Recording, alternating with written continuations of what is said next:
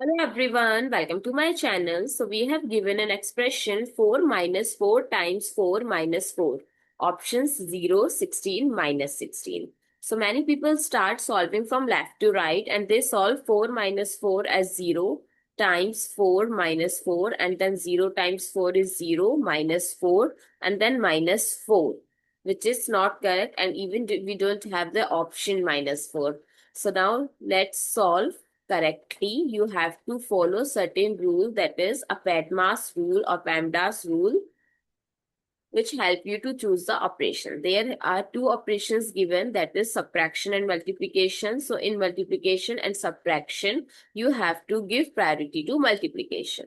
So first do the multiplication. 4 times 4, 16 minus 4. Now you can go from left to right because there is an only one sign, that is subtraction. 4 minus 16 is minus 12, minus 4, that is minus 16, which is option number C.